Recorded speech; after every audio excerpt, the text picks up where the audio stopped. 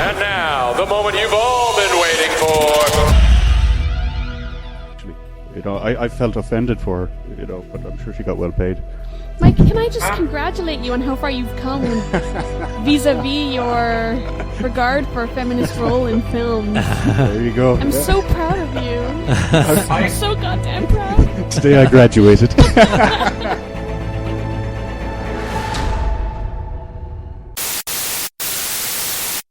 Good evening and welcome to Is It a Bicycle? Season 9, Episode 2, the original and bestest ever TV and movie podcast.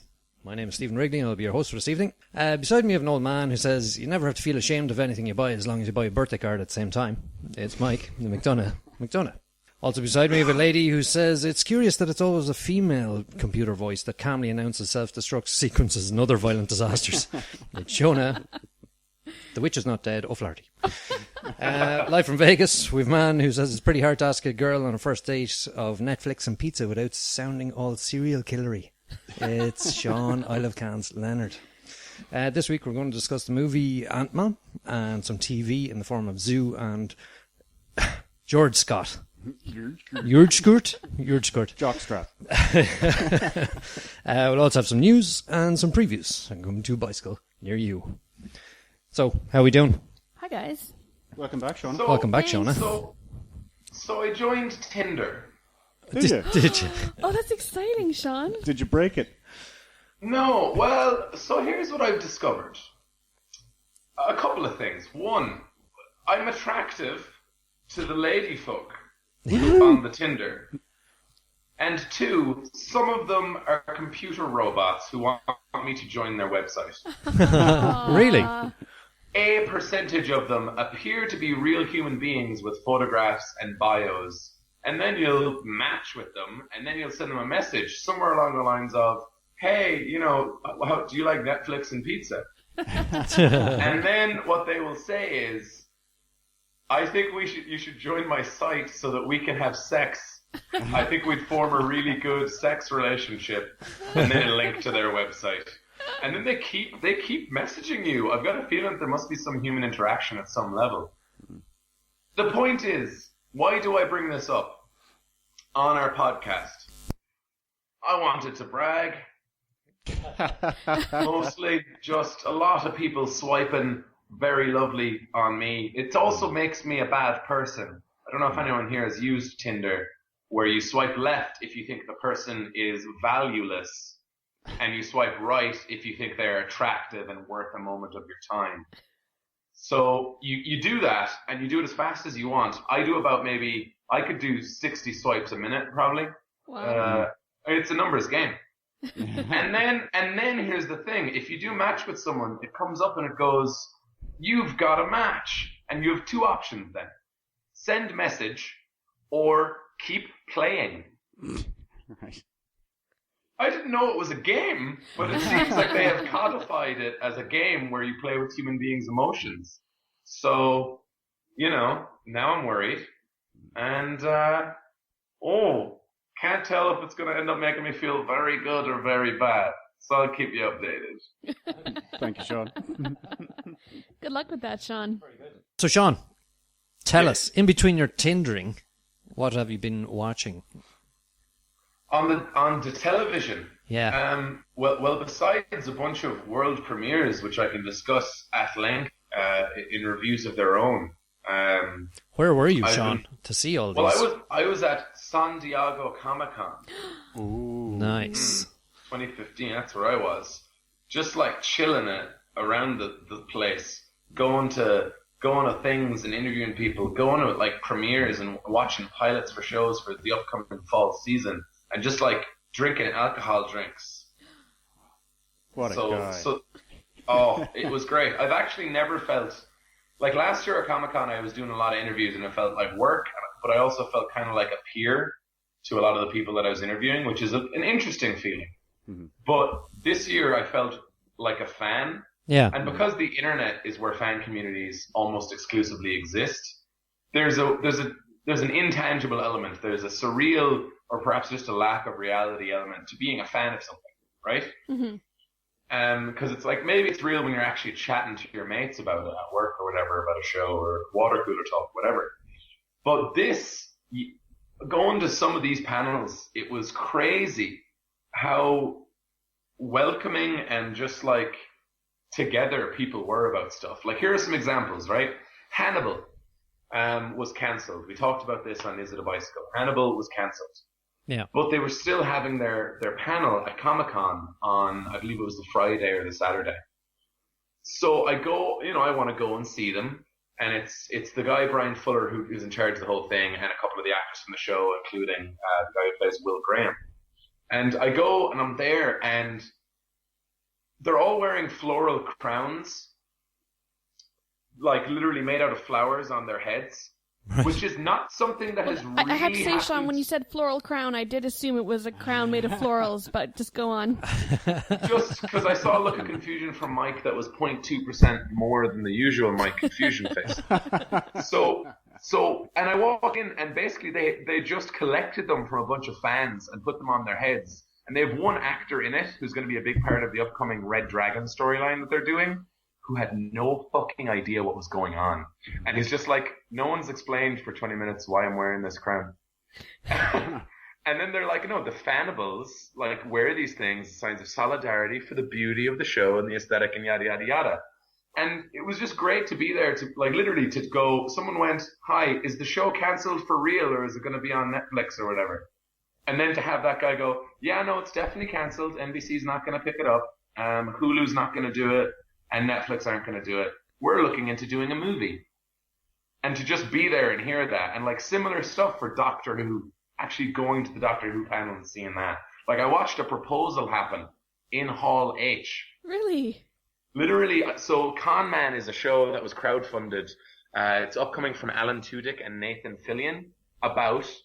obviously they work together on Firefly, and it's about two dudes who are in a popular TV show that got cancelled way too early, and now one of them is very, very successful, Nathan Fillion, and the other goes to conventions, sci-fi conventions, and signs autographs and hates it. Right. So and they showed, and there was 14 people on the stage. They have so many guest stars in this. They've got Will Wheaton from Star Trek.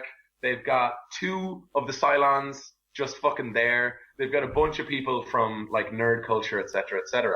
And there's these two dudes in the corner. There's these two dudes in the corner, one who did prosthetics and one who did makeup, or makeup and effects, something like that.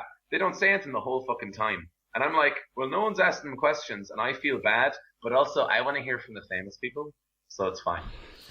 So we're watching this panel, and at the very end, Alan Tudyk goes, oh, I'm sorry I didn't introduce these guys to you properly. Here, let me just like let them speak to you. So one of the dudes goes, I did makeup on the show. Not really sure why I'm here. And then everyone's like, oh, ha, ha. And then he hands the mic to the big, large man who's standing next to the other guy. And he goes, I worked on the effects on the show with, I don't remember what the guy's name is, but he was like, with, this guy who, he was my partner not only at work, but also in life. And then about 50% of the crowd goes, and I'm included in that 50% because I'm like, I know what's going to happen. So the dude gives a speech about how, he wants to be a partner with him for the rest of his life. He loves him with all his heart and all of his soul. And now we can finally go back to our home state and get married in front of our friends and family.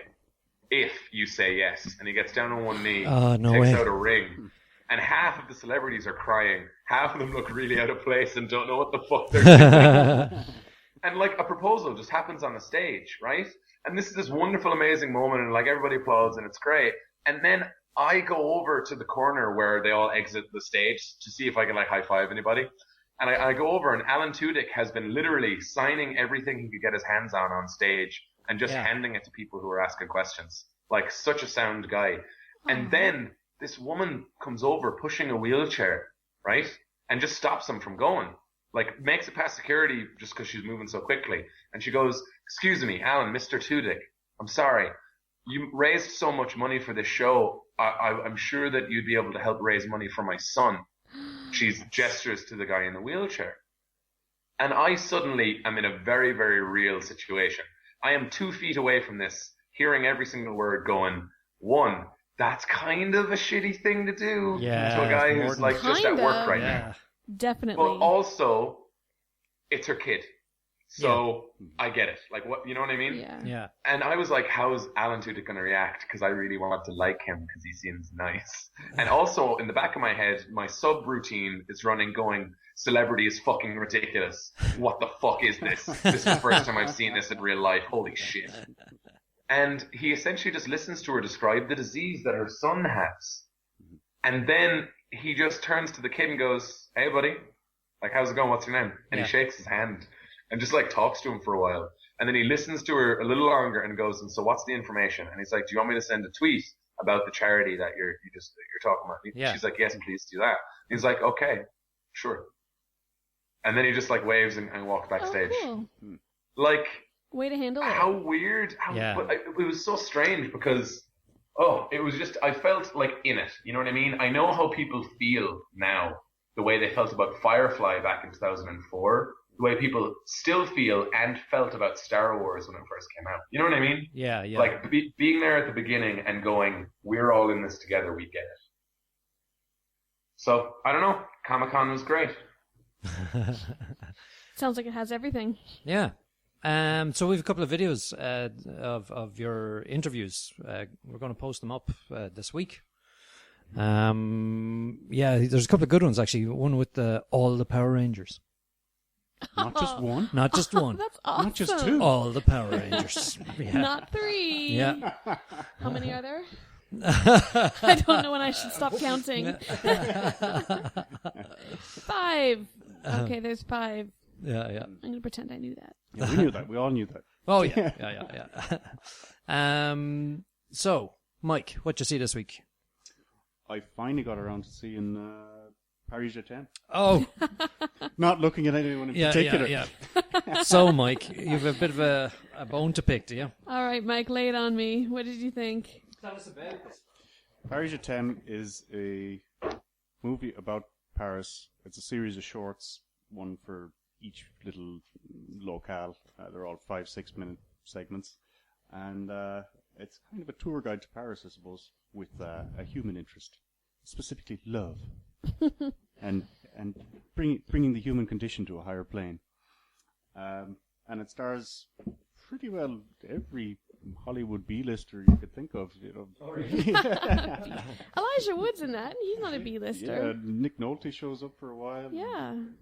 What's her name? Natalie Portman is in it. Mm-hmm. Steve Buscemi's in it as well. Steve Buscemi, he is. yeah. Yeah, he's a bit of a rough time. Actually. He's in the Tuileries arrondissement. Yeah. So yeah, it's a nice movie. Great to But hear. I just sat there watching and finishing the movie and thinking, why? Why is this movie?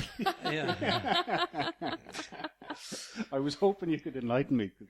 I got this feeling that I'm really missing something big and obvious. No, well, I think part of what's so great about Paris Jetem is that each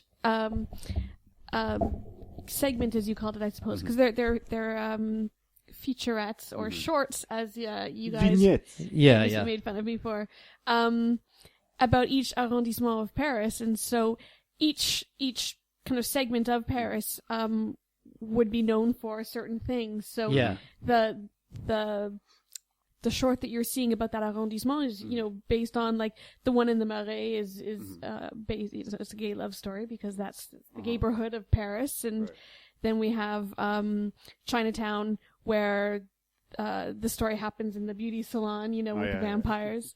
And when you have the tourism section, you have the woman. My favorite one is the last one, the woman with the American accent. I did like that, yeah. Elle parle avec un accent français qui est très américain. Oh, yeah, that was brilliant. I love that one, just because the accent is so bad, but she's trying so hard. And I love the fact that she's so thoroughly alone.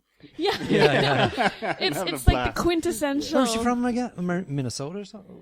I don't know. I can't remember. Very like American. That. Yeah. So I don't know that there's a point necessarily to it. It's just that, like, each short is just so different, and you're kind of going from or like you said, it's a tourism of Paris, and you're getting to see different parts of the city, as well as maybe characteristics that bring that particular arrondissement to life. And I don't know, some of the shorts are better than others, but you can, I think, relate to having had a lot of experiences that are shown in the shorts. I enjoy them. Yeah, I did think there was a vast variation in quality.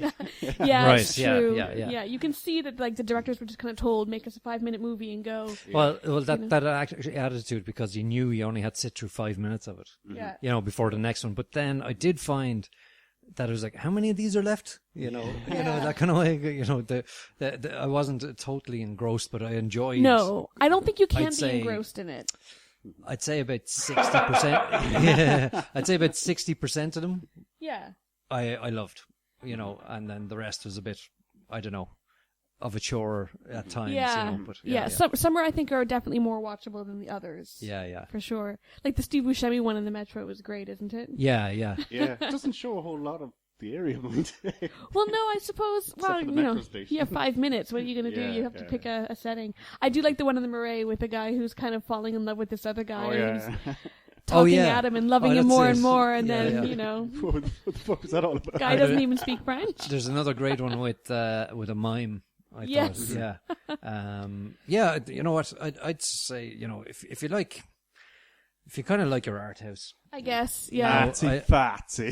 yeah, I would say go It because is- there's definitely elements in there that you love, you know, Yeah. that are worth seeing. The Natalie Portman one is good. Yeah, I mean, Save there's you a ticket loads to of Paris, I suppose. what. Save you a ticket to Paris.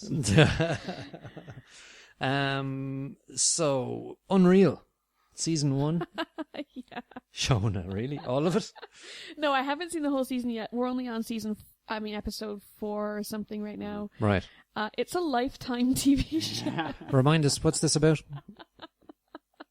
This is about Shona's television tastes degrading Yeah. substantially since she's at home now. I knew we'd get to her in the end. Yeah. The show is about, it's a show about the production of a reality TV show, kind of based on The Bachelor. So you have kind of like your evil producer, Oh, yeah, that and the one. show centers on kind of the producer's assistant or whatever, and she's kind of morally torn. You have flashbacks to the previous season of, you know, The Bachelor or whatever show they made, and this girl had a breakdown.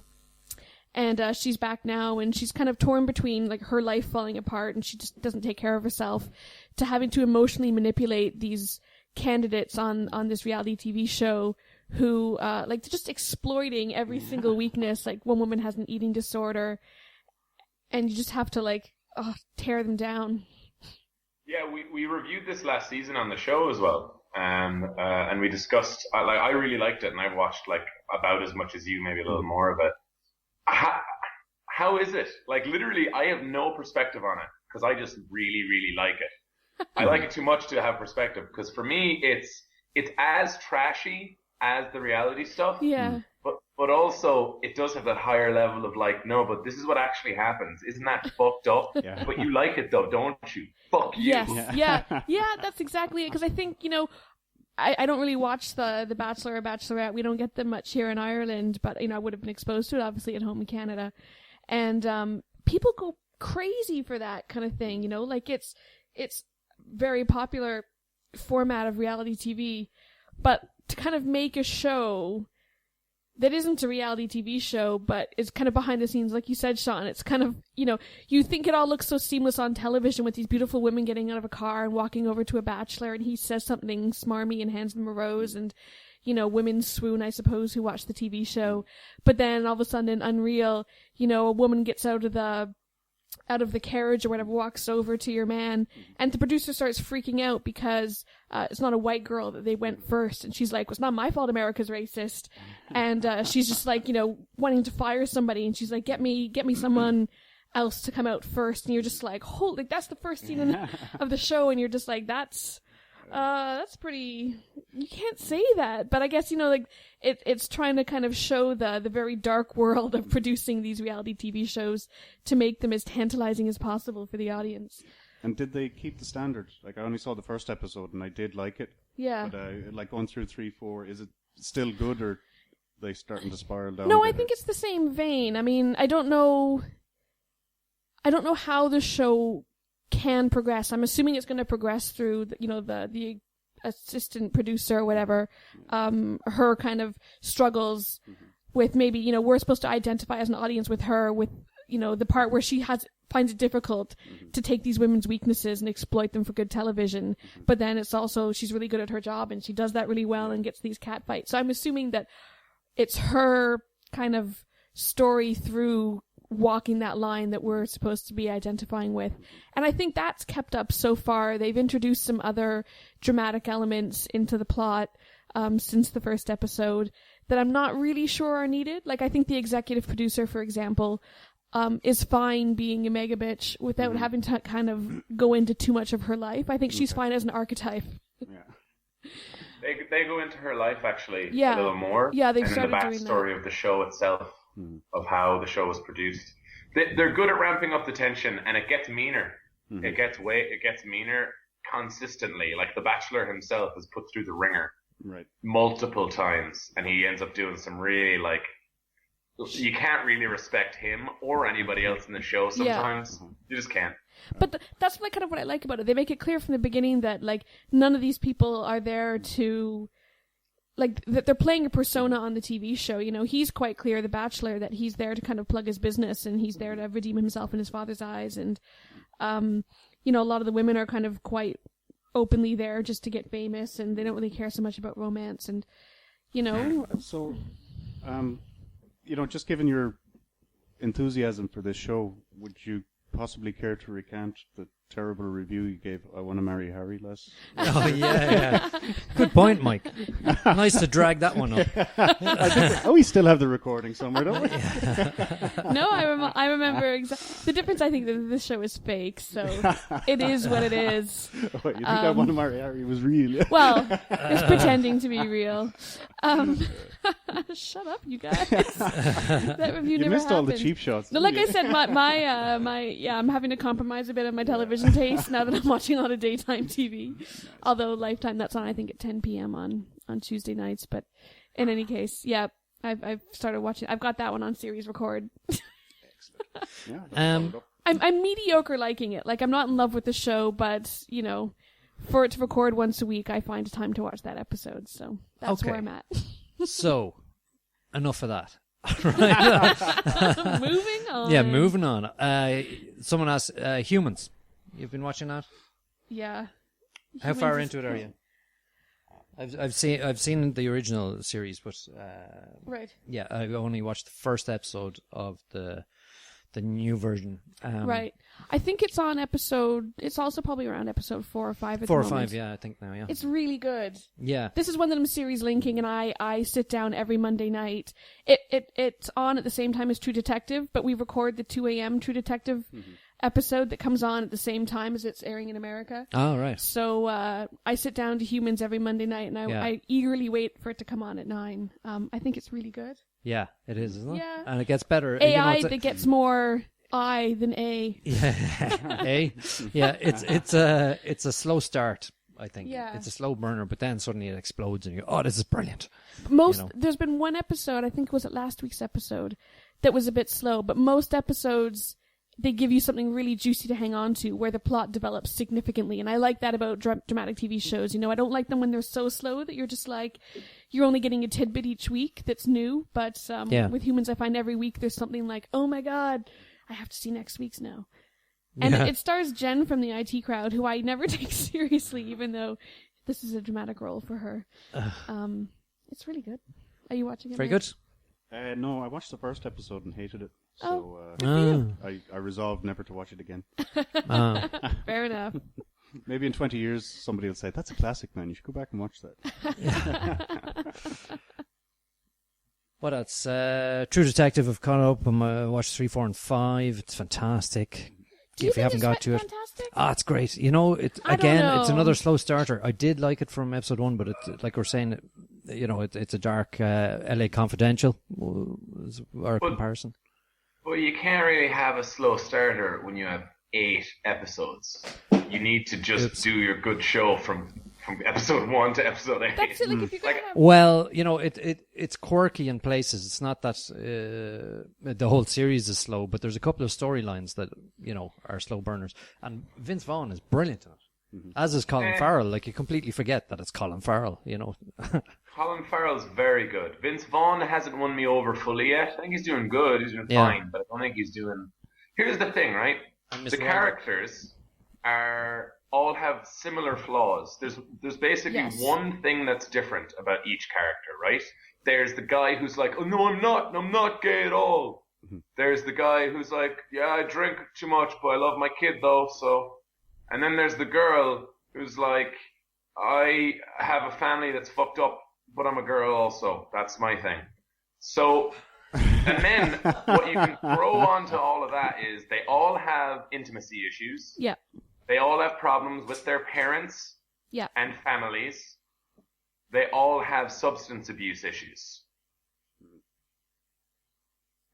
Including alcohol. Yeah.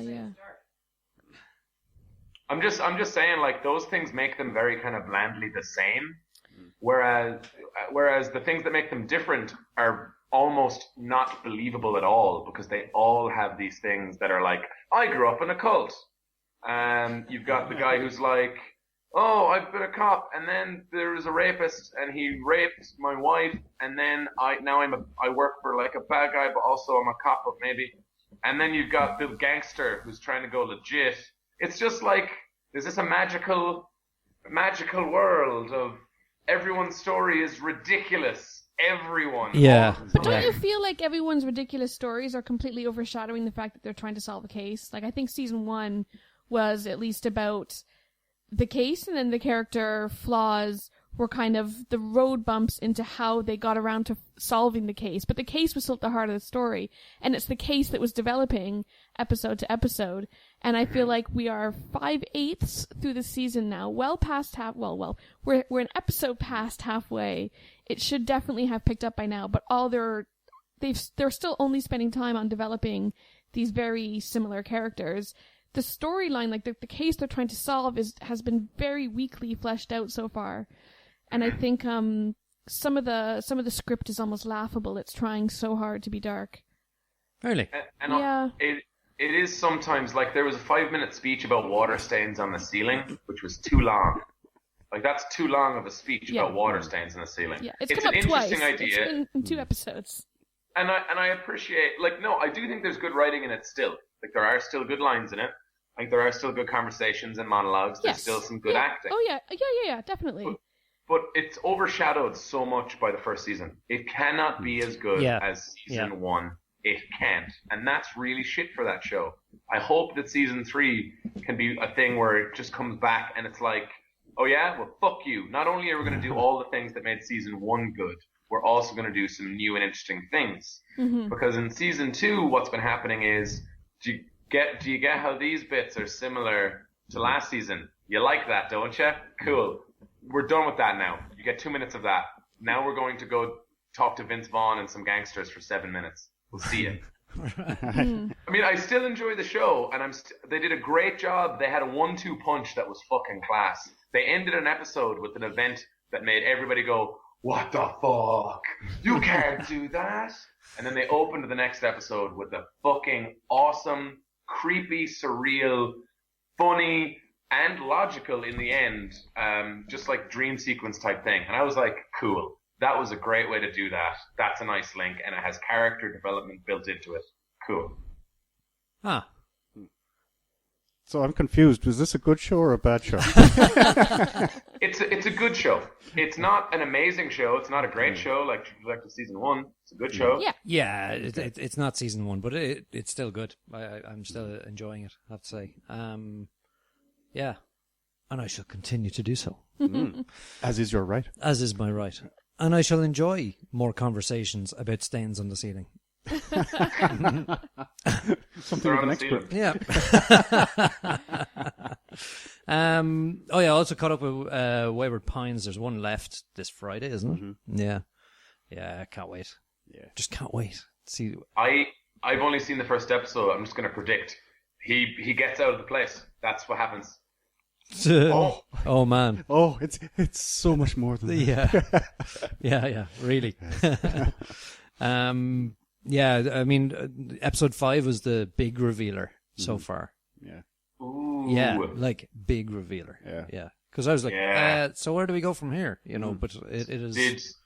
Did Matt Dillon become interesting at one point somehow? Oh, you ratbag. What Yes, he did. I also got to Tut. As Yeah, it's a new show. Yeah, Ben Kingsley. Ben Kingsley, Nonso and Nonzi. Mm-hmm. Am I right with that? You are now. Yeah, very big guy. So yeah, this kicks off with Save the Cat. Yay. Pretty much, it's almost scene one. But it's Is it actually a cat? No, it's a little slave boy. Okay. Right. Does he have pointy ears though? No. But they do have lots of cats in Egypt. Okay. You know, so he doesn't kill a slave boy as demanded by his father, who's the dying current pharaoh. So that was like, oh, so he's naturally a nice guy thing. Did it make you want to root for him? Yeah, because it cuts straight to a montage of training with swords, relaxing with his helpers as he's older, you know. And the general and his advisor who are trying to, you know, lift the burden of leadership from him so they can shape Egypt the way they want and so on. But of course Did they make it clear that he's a little uncomfortable with slavery? No, actually, you know what? They don't dwell too much on the slavery thing. They just have these people who follow them around and do stuff when they tell them to. Yeah, you wouldn't really. You don't really want to be like, by the way, there's slaves everywhere, but I'm still a nice guy. Yeah. That's true, yeah. So he decides in true Aladdin style kind of thing to sneak out of the palace at night time to see what to see what it's like on the outside world. And of course he tries to save a lady from kidnapped. Tries to save a lady who turns out she's part of a duo who tricked him into getting robbed. Right, so then he learns about betrayal by people who he thinks are in need, and then he meets this soldier who comes along. And he's like a captain. He said, "Now you've learned your lesson. Now feck off." Right, and so the following night he sneaks out again. He gets into a bar and tries to save this other particularly good-looking lady's honor, and guess who turns up? Only Mr. Soldier again. So Mr. Soldier says, "Oh, you don't seem to have a job. I've got just the job for you." And he said, "We're going to attack this camp and do blah, blah, blah." And so he impresses him by doing this. And he says, "Yeah, well, no one's seen the Pharaoh." They're talking about the Pharaoh in politics, you know. He's meant to be a really ugly child that people would just cry if they saw his face. And I believe he's lame as well, you know, and this kind of thing. So inevitably they meet up and he sees him as the Pharaoh and he goes, "Fucking hell. Check it out, it's your man," right? Yeah, so that's actually a great scene. But obviously they become good buddies because he knows that he's pure of heart and so on, and he's not trying to steal his throne, let's say. But anyway, it's not too bad. It's a good story, but the problem is it's made for TV. Kind of look like that Atlanta show. Or... Yeah, kind of. You know, like in Game of Thrones, you feel like there's a camera in the room of something that's happening, rather than actors sitting there trying to pretend, you know, that something's, you know, that kind of way. It still kind of has that. And a very valid comparison I saw was that the Unsullied in Game of Thrones, they looked like a well-trained fighting force. Whereas the army in Tut looked like a gang of dressed up €150 a day, extra sweating and struggling in the sun, you know.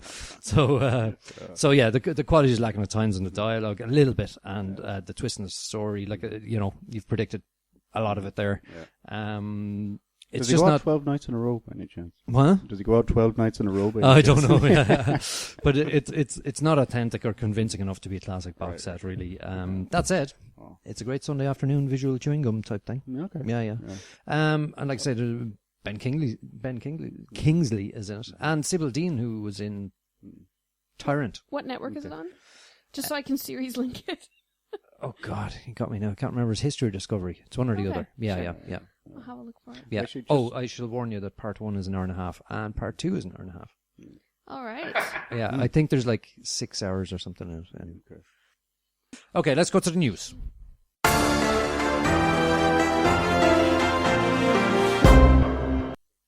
Okay, I've just a couple of small ones. Mike would be delighted to know there's a Minecraft movie coming out. Yeah, Warner Brothers bought the rights to make a movie. And, you know, the great thing about this is because of the nature of Minecraft, like Lego, it could be about anything, anywhere, at any stage. Right. I just hope they make a good job. How do you make a movie out of it? You just... That's your setting has got is ready, but It's like, how'd you make a movie out of Shrek? You know, it's yeah, you know. Did I hear someone say that there was a movie being made about emojis? I really hope that's not true.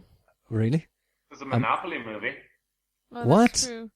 Is there? about Monopoly. I presume they're just going to take the character of the rich tycoon and then have a bunch of people trying to not let their houses get bought or some shit. I mean, I'm guessing that one of them's going to have a silver dog and a silver hat. And they're gonna go to jail. Yeah. Yeah, and a silver thimble. You see, the jokes write themselves. Yeah. Sorry, you have to move your car back 3 spaces. Sorry. Yeah. Fine. There's a fine. I've got to... Southpaw, which is Jake Gyllenhaal, who's playing a boxer who finds success with the gloves on, but is having major personal issues in his personal life. That's a shit tagline. That's the worst tagline I've ever heard. Damn it. Watch the trailer. I'd say if you tried to write, that's it, though, isn't it? Yeah. It's the I know, but it looks cliche. so much more original when you see the trailer. Whereas when you say that, I go, oh, so it's a sports movie about sports. Rachel McAdams is in Rita Ora, Forrest Whitaker, Naomi Harris, and 50 Cent. Have you guys heard the Eminem single that's supporting that movie? No. It's really good. Yes. Is it? Yep. Okay. Cool. You know, it cost only $30 million to make this. Really? Yeah. So it could be a bit of a cash cow, which is unlike Adam Sandler's movie this weekend, Pixels, which cost $90 million. Ouch. Well, it's co-funded Why by do people Sony. go see his movies? Well, yeah, okay. It's co-funded by reason? Sony. Well, actually, Peter Dinklage is in it. Maybe that's why. Okay. Yeah. And it's co-produced by Sandler's Happy Madison Productions. It stars the aforementioned Sandler, Peter Dinklage, and who need to battle an invading aliens who've taken the form of 1980s computer game characters. I can't wait. Oh, fantastic. The Brink has been renewed. Only a month in. Season 2 has been ordered. Fantastic. Fargo Season 2 is out in October. Yeah, so there's a new trailer. I don't know if you've seen it. I know we watched some before that were just like atmospheric setters. Well, this is like a full proper trailer, and it shows that there's Kirsten Dunst, Jesse Plemons, Ted Danson. Ted Danson actually looks like those characters Will Ferrell dresses up as an old man. That's what he looks like. Okay. So he's got white hair, but it comes all around his face. You know that kind of way. It looks quite cool actually. Well, like an old Wookiee. Yeah, kind of. Exactly what that sounds like. It's got a real 70s jive feel going on, some great tunes in the background, and yeah, looks good. Looking forward to that. Yeah. Anything, Shaun? Well, Ant-Man, which we'll be discussing in this very episode of the podcast, had a 58 million weekend when it debuted at the box office, which is actually very, very low for a Marvel film. The only Marvel film in this continuity that has debuted lower was The Incredible Hulk with Ed Norton way, way back. All right. Which, it's still like, it got number 1 at the box office. Like, that still happened. It's just that people were like, I mean, in my opinion, this was always going to happen. You can't just keep making the most successful films of all, like, over and, it's going to be saturated. It's going to start to feel like, oh, it's another film, as opposed to an event, which is what a lot of the films up to the first Avengers movie felt like. And they also kind of used a similar marketing strategy to Guardians of the Galaxy. Because the joke with Guardians of the Galaxy was, this is a raccoon, that's a fucking tree, you're welcome, Marvel movies. And the gimmick with this one is, he gets small, isn't that fucked up? You're welcome, Marvel movies. You know what I mean? So it's like, I don't know, we're going to talk about it more in the podcast, but it's interesting. Because they're still going to have faith, I'm pretty sure, in the character. But their money strategy is at a turning point.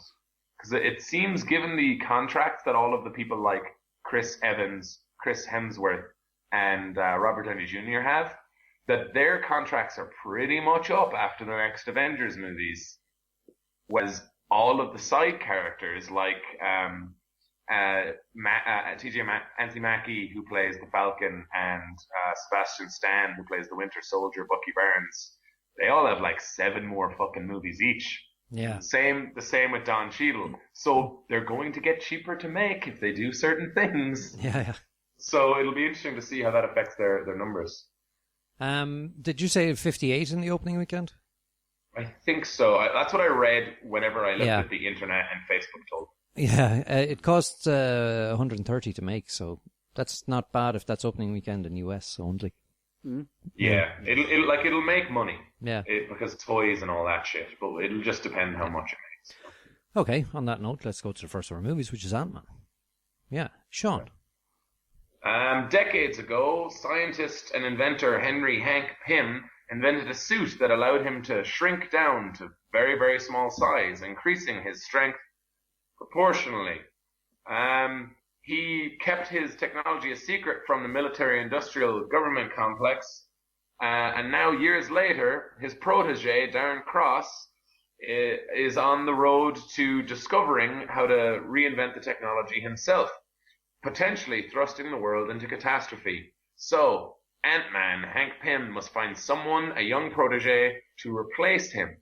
Perhaps he's found that person in Scott Lang, aka Paul Rudd, who is a criminal who steals things and has a daughter that he loves. That's pretty good, all right, yeah. In a nutshell. So what do we think? Who saw this? Mike? Yeah, I did see it.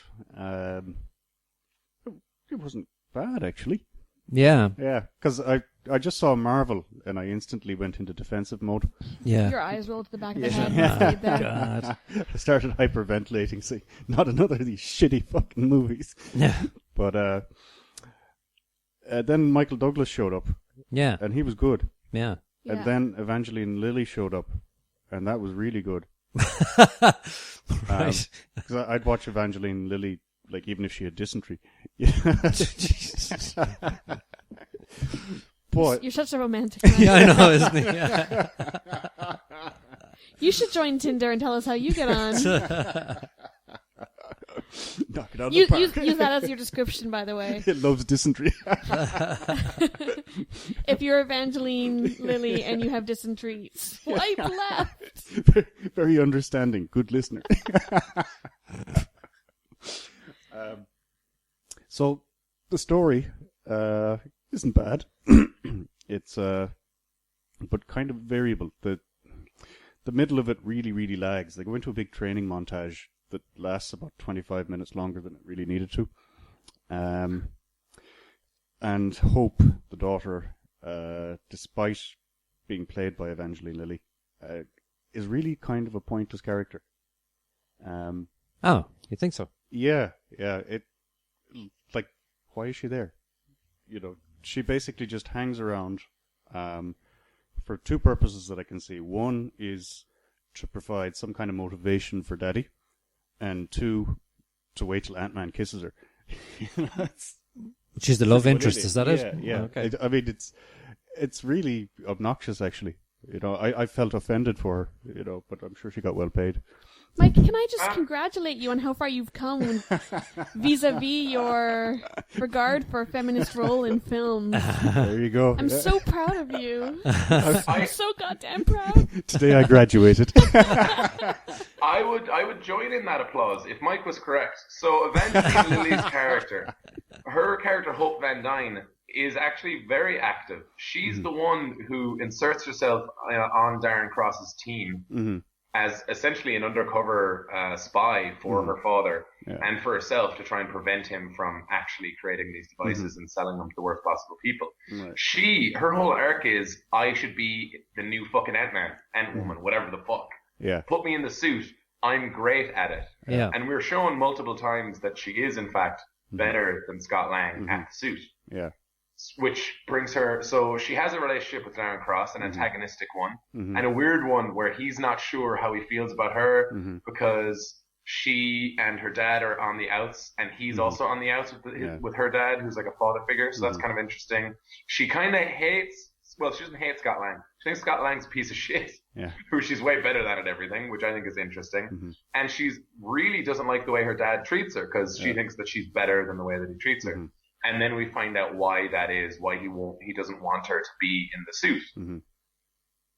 I don't know, and I think that her arc is completed, especially if you watch the mid-credit scene just after the first few credits of the movie. I don't know. I thought that she had a full arc in the story and had multiple character relationships in which she was active. But that's fine if So- you don't think that's true. My feminist rant came after seeing the mid-credit scene. So I would still side with Mike on that one. That's weird. Yeah. I think you guys are in the minority viewpoint on that. You're the I minority. think. But thing is, like she's hanging around for 20 years, basically achieving nothing, and then when Growing up, becoming educated, getting a job, whatever. Sure. Sorry, Mike. and then when shit gets real, she's just relegated to second place. You know, it's sorry about your luck. It's pal. kind of insulting as well that she's so smart, but she doesn't see the very blatantly obvious reason she's not put in the suit, and that's supposed to be like an emotional turning point. Mm-hmm. I don't really buy that. I guess. I mean, that I could think be kind of a lazy plot point. It's because it's called Ant-Man. there could be Man. an ant woman. There could be, but there's not in this movie. Nope. If you were to create an ant woman, apparently it would have to require There was delicate wings, the hands being There was placed one. just so to look There you go. delicate and feminine. Sean, back me up there. There was a helper for Ant-Man called, was it Wasp? Wasp. It wasn't really a helper. They were a team. A team. The Wasp is one She- of the and she founding did have Avengers. wings. Janet Van Dyne is one of the founding Avengers in the comics. I don't know. I mean, I felt like that was... I just hate that like women superheroes never get to be badass and powerful and strong. They always have to be delicate and pretty. They're mostly created in the 50s and 60s. So, Yeah, I know, but, like, Well, they can update that and change If you're going to that. make I a think- modern movie about superheroes, you could modernize the women a bit. So it's just one of my But I thought- ongoing beefs. But that's what I thought that line was basically referencing in the mid-credits scene. Like, it was literally just like, yeah, we know this is shitty. We're going to change that from this moment on. not to spoil anything, but people don't leave until the final credits. Oh, I did. Yeah. Dude. Doesn't dude, surprise me. Oh, did Dude, you too? so Did you? fucking good. Oh, you left as well. Fucking good. If anyone is interested, can we say what movie that it is referencing? Yeah, I think sure. that's Yeah, okay. yeah. I don't think. If anyone is interested in seeing a partial scene from Captain America 3 Civil War, Damn it! and can we just say one thing about that scene before we get back to the review? The camera style and the lighting in that looked so fucking Bourne. Like, it looked so cool. I got so excited. Because the camera's, like, shaky a little bit, and things look so, like, they're sweating, and not in an attractive way. It's just like, nah, this place is dirty and shit. We're in trouble now. Shit's real. So, that made me so excited. Anyway. Too soon. Yeah, Rookie mistake. Eh?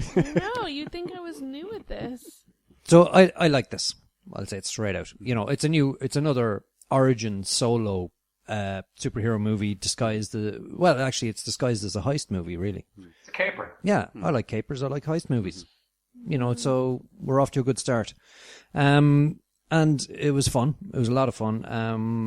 A couple of people we haven't mentioned were Corey Stoll, Michael Pena, and Bobby Cannavale, who I'm fans of them all. Michael Pena was just hilarious in this. He was Like good. every line, he was just spot Was he the on. cellmate friend? Yeah. Best Telling sidekick stories and stuff, ever. you know. Yeah, he was Best so fun. sidekick ever. Yeah, And don't yeah. you love when he's talking to Yeah, Paul Rudd's character, He's- what they do with cinematography? yeah. When they're The- describing they- the story, and then he said, and then it's And his you- voice, and and you- it's yeah. exactly right. Yeah, You kind of see the people enacting it. It was great. yeah.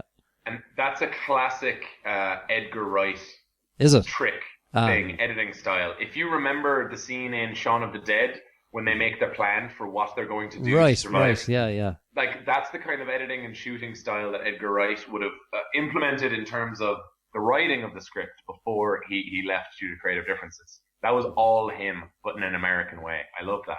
Yeah. It was really effective. I also like the action in this.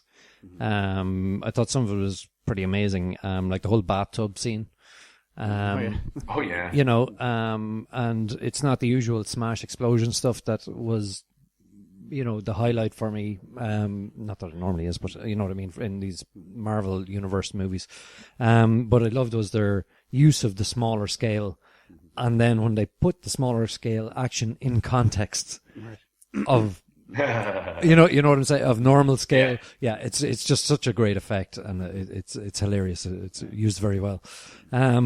I really like the ants themselves. Yeah, the ants are pretty Yeah. cool too. For Anthony. Yeah. No! So we mentioned the save the cat thing earlier, right? But did you see the opposite of the save the cat method, where Corey Stoll is doing some experimentation on lambs? Oh, yeah. I thought that was brilliant. I was like, that's exactly how it should be used. It's just like, it's only a lamb, Yeah, let's experiment on it. Yeah, okay, that lamb didn't work out. Bring in another, Could we get maybe a cuter, cuddlier one? Yeah. One that is fluffier. Maybe with more blue eyes, maybe. So, yeah, I thought this movie looked great. I was pleasantly surprised that it wasn't the usual fair, box ticking thing going on. The action, as I said, was great. Michael Douglas rocks. They were all great in it, actually. Yeah, and yeah, Actually, I I think would Michael recommend this. Douglas is nearly ready to graduate to kind of Gandalf type roles. Yeah, he's getting there all right. Yeah, Another couple of years, he's Yeah. in there. I have to say, Steve, I was disappointed in this movie. Were you? Yeah. I really wanted to like it because Marvel so far hasn't disappointed me. And I kind of felt like it was a movie for kids, and it got a bit boring. It is a Marvel movie. You know that. It dragged a bit for me, and maybe I just never... I mean, there are positive points. Like you said, I think the way that they played with scale was really interesting to see. Things that are normally very small being kind of made very big, and things that are normally big being made small, and playing with scale in that world. But that's not a whole lot to make a movie on, and in terms of the development of the plot, and even seeing like something the size of an ant supposedly beating up, humans, it's just... I never really got taken into the story enough for that not to seem a bit ridiculous to me. And, yeah, I was happy to see, he'll always be Peter Russo to me, the bad guy. Yeah. From House of Cards. Yeah. I suppose as you'd see in a lot of superhero films, he was archetypically bad, wasn't he? I mean, there was no good to him. He was just a pure bad man. But then that kind of makes it quite predictable once you get into very clear character roles that way. You can kind of guess, I suppose, what's going to happen, and there's a lot of angst and anger, and it all just kind of seems a bit predictable, and the action isn't all that great because it's someone the size of an ant who's sometimes, I don't know. I found myself wondering how long it was going to take for them to actually get to building up to that climax, because it's quite obvious from the beginning where the story is headed, but it takes ages to get there. And I think the training scene, I definitely agree, like that montage went on a long time. And the story just took too long to develop. And then at some point, like, the characters, especially Evangeline Lilly's character, like, she kind of goes from being an ice queen to melting overnight. And that just kind of didn't make sense. And yeah, I wasn't really blown away. But then I went with my husband, and he was laughing away at it, and he thought it was great fun. So hopefully, hopefully I'm in the minority. Being female, probably, at an Ant-Man movie. Well, maybe, I don't know. I thought that... Okay, so this is the first individual Marvel origin movie since Captain America, the first one. How far back are we going? Like, is that 7 years or some shit? Like, it's been a long time since Marvel has done a single person origin story. And this is an important one, because they're about to do a whole fuck ton of those. Like, they're about to do Doctor Strange and other shit like that, right? So I was like, okay, what are they going to do to make this, I don't know, either different or interesting? I was just going to say, I love the way you think that 7 years is a long time. I mean, yeah, man, a third of my life or so. I mean, what can I do? Mike's had sneezes that have lasted longer. Anyway, so I was very interested in that, and I was like, okay, how are they going to find their niche, right?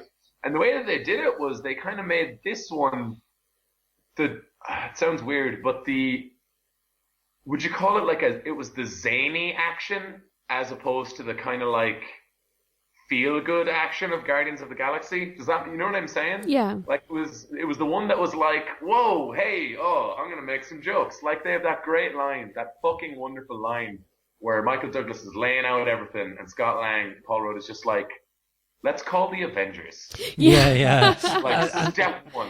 That was Let's brilliant. just do that. I love that. Yeah, why not? They're probably kind of busy, you know. But they had all these little things like that were clearly just for the Marvel continuity stuff, including a whole fight sequence, which I thought was great. Yes. Which set up a relationship that really wasn't important for this movie, but will be important for about 6 more movies down the road. So I think it was very important for the after the credits scene. Yes, yeah. I mean, in terms, and maybe the finale of the movie in general. That one that you missed, Shona. It was really important for that. But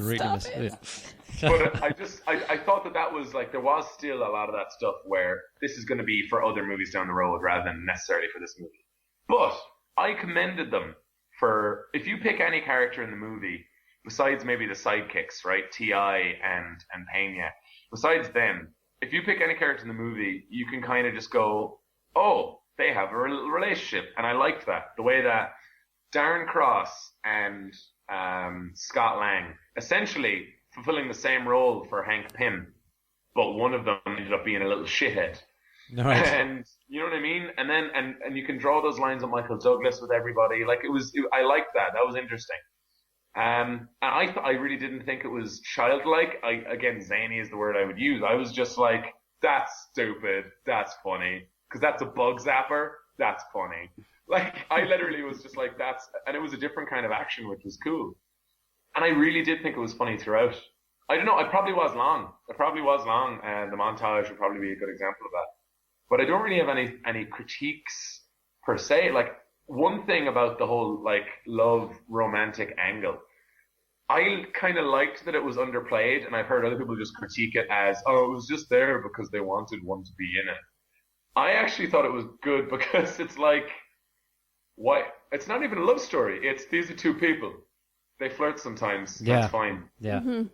Like, I thought that was fine. That's probably how most relationships either start or end. Like, it's like, we worked together and we had a bit of an old, yeah. All right, I'll see you later. I'm a fucking grown-up. This isn't going to be a big deal. All right, cool. So, I don't know. I thought that was good as well. I don't have much more to say about it. I really liked it, and I'm excited to see the continuing adventures of Ant-Man. Me too. Can't wait for the next one, actually. Marcus. Mike. Yeah, despite my better judgment, I did like this movie. Mm-hmm.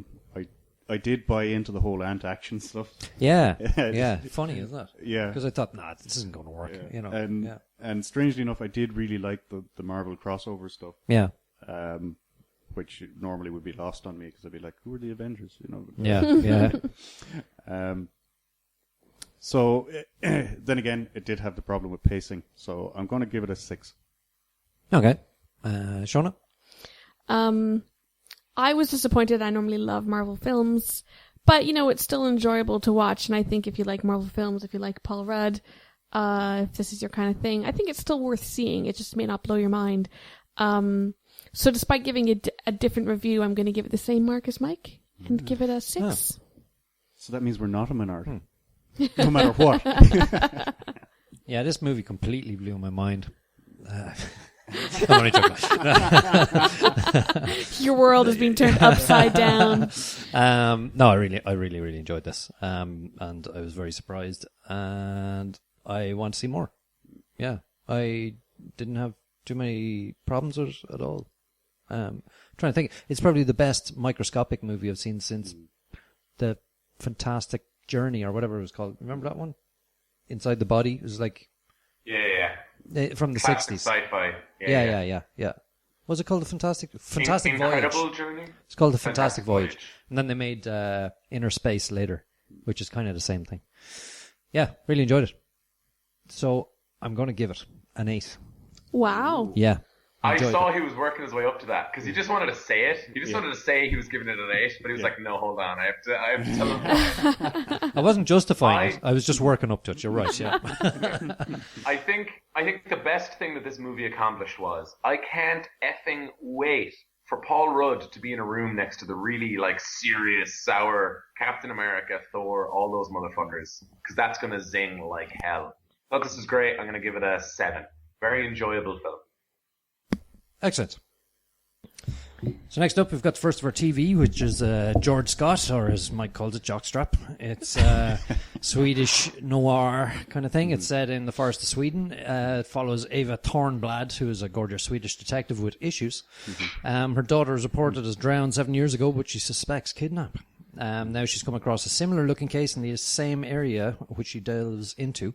But is there more to this than it seems? Are there dark forces behind all this? And what is her father's whole thing? Yeah. So that's pretty much it. Yeah. Did you get to this, Shona? I did, yeah. Great. What do you think? I watched everything this week, you guys. Oh, fantastic. Wow. Yeah. Sure, what else do I have to do except for lie around and gestate? Yeah. My eyes are free. Yeah. I think, as most Swedish shows or movies we've seen, I found it's very moody, and the cinematography is very kind of, foggy forests and kind of deep brooding silences, and like, it's a style of cinematography I've come to like from Sweden. So I found that in the beginning, when they're kind of setting up everybody's backstory, it was a useful device for kind of keeping you enchanted in the story, because it looked quite interesting. And then it just got creepier, didn't it? Jeez, because I didn't know what this was about at all when I started watching it, and by the end of the episode, I was like ready to like hide behind my pillow. It got scary, y'all. Yeah. Yeah, and it blindsided me completely. And what a hook at the end. I was like, oh, good Lord, I have to watch episode 2. This is all on YouTube as well, actually. Is it really? Yeah, it's on Dailymotion on YouTube, yeah. With English subtitles. Yeah. It came out in February this year in Sweden. Sweden, yeah, and I think it's ITV. ITV, yeah. Since June 10th. Fantastic. Mike? Yep, watched this too. I was a little bit surprised because I'd been calling it Jockstrap all week, and I was kind of expecting a sports story, which it obviously isn't. To start with, I was kind of thinking, we've kind of seen this before with all the Danishy stuff and Swedishy stuff we've been looking at. A strong, quirky detective that barrels headlong into deserted buildings with just a flashlight. Yeah. And I was feeling, I'm a bit noired out maybe. But I stuck with it, and I'm glad I did, because as it went on, it kind of, I wouldn't say it de-noired itself, but it altered genre a little bit maybe. Yeah. It did. I think that's a good description of it. So, yeah, I mean, it starts out dark, and then it gets a little bit interesting. Yeah. Kind of. We can talk about it. I mean, it is in the blurb on IMDb. It talks about the genre of like having a little fantasy in there. Yeah. Okay. If it's there, it's not a spoiler, but fair game. It's got a bit of basis in mythology. Yeah. So there's a Swedish mythology, which they actually did talk about in episode 1. And it's an interesting one. It's kind of like not a grim story, you know. It's about the forest being more alive than you actually realize, you know. Oh, really? I didn't understand that backstory. Yeah. I thought it was just about zombies. That goes back all the way in so many cultures. Like the basic human fear of forest bad, make house be safe. Like that mythology is like even Irish culture, like come away, O human child, through the waters and the wild. Like it's literally gonna steal your children. Like that's the thing, right? Changeling, like that. There's always like an element of stealing children in a lot of, especially Western culture, I think. Yeah. So I don't know. It's good. It's good to have that be interacting. But is she gonna fight fairies with like a sword or like a sonic screwdriver? There's no hint of that at the moment. I think she's. How do I talk about this? I think as her investigation goes on, she'll find people who know more about it than she does. Yeah, maybe she'll have to go on a quest. I think it'll be go and find something in the forest. I think it'll be via other people. that would be interesting. Yeah. Like The Strain. On FX, the way The Strain had the guy, he's a CDC guy, Corey Stoll, but then he meets the pawn shop guy who's been hunting vampires his whole life. Maybe. Yeah. There could be an element to that, yeah. Maybe it'll be Michael Douglas in a cave. I'm the child stealer. Yeah. But I really enjoyed this. Mm-hmm. Yeah. I this is definitely going to be on my list. Mm-hmm. I think maybe if it was a bit more overt in its allusions to this folklore that you're talking about, because I didn't know that because I hadn't read up on the show before watching it, and I just assumed this was going to become a zombie flick. Right. It was very similar in its style and content to Les Revenants to me. Yeah.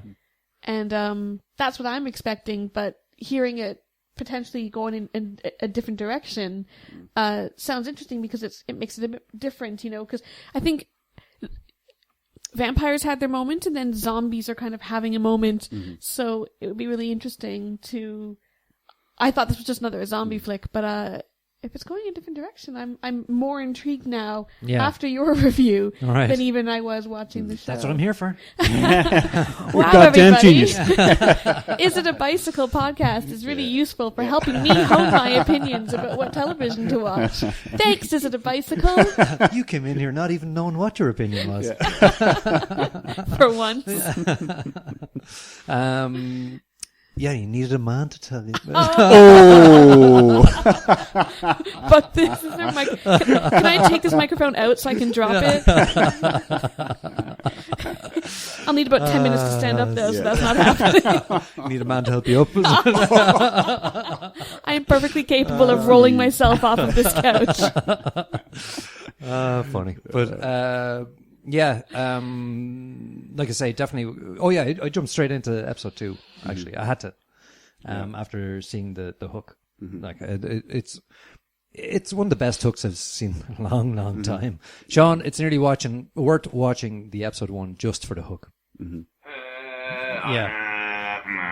Does it not interest you, Shaun? The opening is a good opening. It's not a great opening. It's a good opening, but everything that was good about it, unfortunately, made me feel like it was really cliche as well. Right? I'm saying the way they did it was original, but it was like, wait a minute, is she a cop with a death wish and a haunted past that has led to a trauma that makes her take risks she shouldn't? And is there one case that she just can't let go of? At a certain point, I'm just a little bit like, I could just pick from 15 other ones until I found one that I immediately. So, I don't know, maybe I should go on YouTube, skip to the end, and then go, whoa, this reminds me of Torchwood. Might just go watch that in English. Mark's not here. So I was going to say, if Mark's not here, you've got to be the voice. I'd appreciate it if the really great cinematography wasn't spoiled by all those words on the screen at the bottom. That'd be great. So I'll probably just wait for the American one. Did I get all the jokes? Yeah, more or less. You hit all of Mark's. Except one, you failed to mention that this will be bought and remade in English, and you'll watch that one. No, he just said that. Yeah, if it's good enough. Yeah. Oh, you did say that. Okay, sorry. Yeah. If it's any good, they'll remake it in English if they know what's good for them. Is that's for Mark? Yeah. So, how gorgeous did Sweden look? Like the cinematography in this is fantastic. I mean, the forests look pristine. Ancient old forest hiding stuff. That's the scary bit again, isn't it? That makes that last scene make more sense now. Sorry, I'm watching the whole episode again now in my head with the understanding that there's folklore involved, and I didn't really understand that last scene, but now I'm like, oh no, I get it. No. Oh, you're so clever, Steve. You're like so smart when you explain things to me that like I saw it the first time, but I only saw like what happened on the screen, but then you explained it, and I like saw this other level of story that like I totally didn't get the first time. You were distracted creating life inside of your stomach. That's what it was. that was scarily good, actually. So have we more to say on this? Is there anything else? Like, No. Mike hates it. I thought Mike was going to be like, oh, I think it's shit. Yeah. apart from Ava. Yeah, I wasn't that gone on Ava. I wasn't as Really? impressed with her as you were. I thought she was pretty For good. for large parts, I was kind of on Shaun's side of the fence, Yeah. thinking I've seen this over and over. Yeah. I don't really watch it anymore. But then the last scene kind of, fuck, now I'm going to have to watch some more. You're a sucker for the hooks, are you? Yeah. So that sounds like thriller to me, Mike. And that said, I did like the opening scene. Yeah. Like, apart from the whole cop thing, I liked the way they developed that scene. I thought it was very nicely done. And hopefully a precursor to more similarly good stuff. Yeah. Now that I've gotten over the hump of cliche and low expectations and whatever. I must give a shout out to AJ for recommending this. Mm-hmm. Thank you, AJ. Or pointing us in the direction. Yeah. He's the one I got to blame. I was passing the buck. Say that again. I have him to blame now for watching Jordskott Zoo. Shona. Thriller. I didn't think I'd like it, but I kind of did, even though I don't really like being scared. I'm kind of interested to see where it goes now in terms of this folklore, so I'm going to give it a thriller. Yeah. Definitely thriller for me. Yeah. As if you hadn't gathered. I'm going to watch it, though, like first thing in the morning when the sun is up and there's people around. Okay. So you have a full day to forget about stuff. Is that it? On a bus or something. Pretty much. Yeah. Okay, next for TV was Zoo.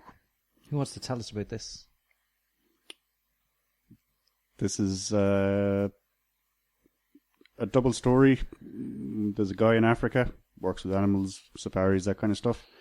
And there is a girl in, I think it's Los Angeles, with she's a journalist. And almost simultaneously, at least that's the way they present it, things are going strange with specifically lions. They are acting out of character. Although, who's to say that lions eating people is out of character? But it's the way they do it. It's the out of character It's the part. methods, Yeah. I've never seen a lion with an axe. Yeah. So something is afoot with regards to nature, and our two characters in their stories, which I'm sure are to be intertwined in later episodes, are steadily filling out their backstory and trying to get a handle on what's going on with these big furry lion type creatures. Yes. So what did we think? Shona? Well, I learned that this is not to be confused with the documentary series The Zoo that focuses on life at various zoos. The one I watch is about Dublin Zoo. There were some hand-reared penguins today. It was a good episode. Some pretty cute red pandas. Bonus review coming up. Yeah. So Zoo is quite unlike that because it's obviously hinting at the idea that nature is now turning against man and that man has, seen its last days of being the top of the food chain. And so we see with lions beginning to turn. But then there's also implications that other animals are doing the same. We see cats. Domestic cats looking a bit shady in a tree. Get it? That's right. Shady. Got it. Because they're in a tree. Got it. Yeah. Oh, hang on, I get it now. And the branches. That's really clever. Got it. Yeah. Which only solidified my personal opinion that cats are out to kill us all. Anyways, this is just a TV show about it. I thought the show was kind of ridiculous because I find it really hard when you try to take something like nature and make it sinister, all on its own. Now, it's funny that I'm saying that because in sharp contrast to Jordan Scott, or whatever it's called. Yeah. Yours, This is the same premise, ostensibly that, nature is evil. But there's there's going to be a folklore around it, or maybe it's just about zombies, who knows.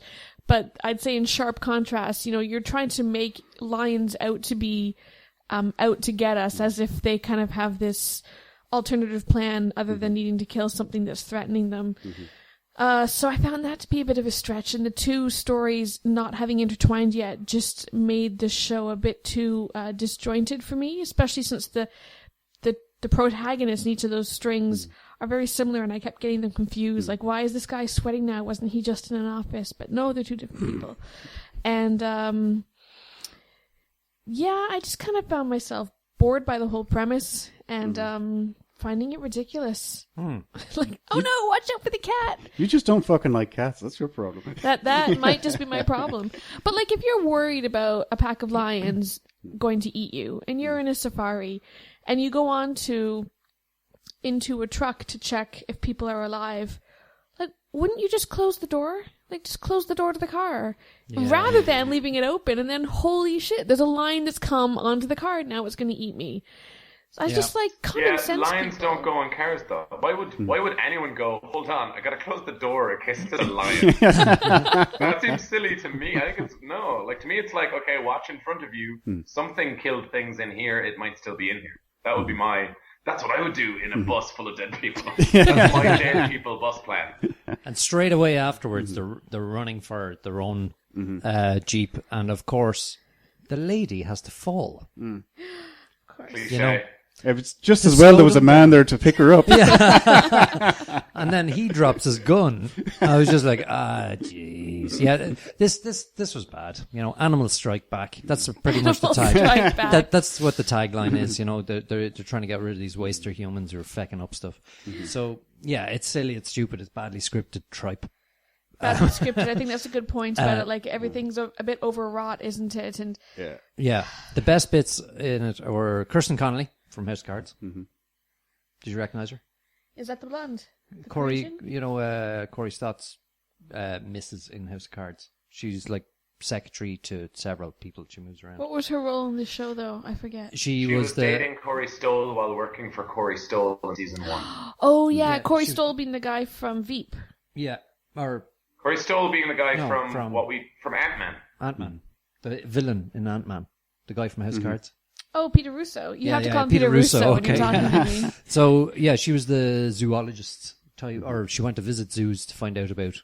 The journalist. The journalist. Yeah, of course. She's like the Kate Mara character. cheaper version of Emily Blunt. No, I wouldn't say that. I have to say I quite like Kirsten Connolly. Yeah. The other person the other thing I really liked about it was Nonso Anzoni was in this as well. I apologise if that's wrong. I don't know how to pronounce That's it. twice you fucked it up in one episode, Steve. He's going to come and get you. Anansi. I think it's Anansi. Nonso Anansi? A-N-O-Z-I-E? A-N-O-N-Z-I-E. A-N-O-Z-I-E. No, A-N-O-N-Z-I-E. I'm looking at IMDb. All right, okay. I did. All right, snooze button. Nobody cares that much. So Let's anyway, move on. there were the two good things about it, and then that was it. And then I was just like, oh, please let it end. Yeah. Yeah. It wasn't a long show, but it felt very long. And I'm not going to watch anymore. Actually, I don't really want to waste much more time on it. What the fuck is wrong with you? Shaun.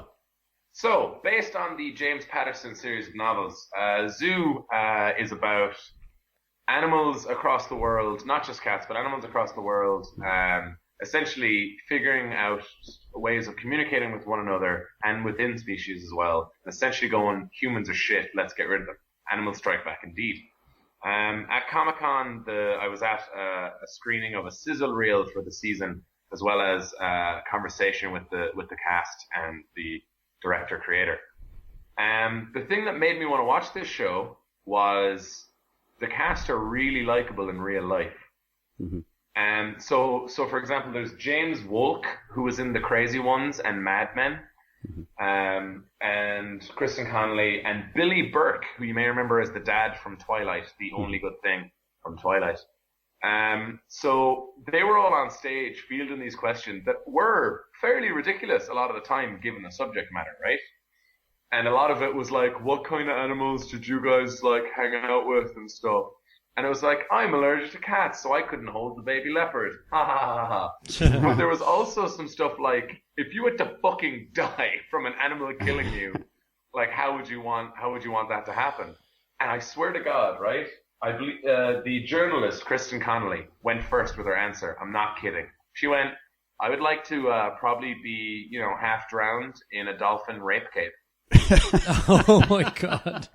Because she had clearly just seen a dolphin rape story, because that happens sometimes. Yeah. So that was funny. And then the conversations kept going. It was just they're genuinely likable, and Billy Burke has been doing this for so long that he's just yeah, what the fuck ever. Like, I don't even, like, I like doing this. So I watched the show with that in mind. And it's very ridiculous. It's not, the dialogue isn't great, but it's also very, like, action movie. I don't know if it felt like that to you guys. It was, you know what I mean? It's like, we have to get out of here or this will happen to us. You know what I mean? Yeah. And the attempts at back and forth also felt like almost like a 90s like feel or whatever, which is a critique. That's not a good thing, but I liked it. I have to just say that because I did. I like the way Billy Burke's character was. I don't like people. For animals, the better. Was that Billy Burke? Didn't even put that together. Okay. Yeah. And this is the second time he's been in an adaptation of a James Patterson work. I don't know. I am scared of animals sometimes. To say you have to try and make animals scary to me is ridiculous. 90% of the animals in the world could fucking kill me at any fucking moment. They won't, but they could. Whether it's fucking bugs, in water, fucking snakes, fucking any big animal ever. Like, seriously, I'm scared of that shit. And the sizzle reel showed, like, not just lions, but, like, wolves, fucking cheetahs and shit. And I think you guys are right, though. I don't know how they're gonna get the two people who are in fucking Africa to Los Angeles. So then I'm like, alright, so if they're gonna get the Los Angeles people to Africa, they'll fucking die. They must be gonna die. And that is because of the novel structure, right? It's because, in the book, next chapter, it's a different character's perspective. That happens all the time. So I don't know. I think this is one of those shows that won't be very good, but will have appropriate jumps and such in chases and all that kind of things. And the classic, like, Lost stuff of what's really going on with their fucked up eyes. You know what I mean? I think they'll have enough stuff like that I actually do think this show is going to go for a while. I think it's actually going to be under the radar and just last for a while as a show that people like. The thing is, this could be good.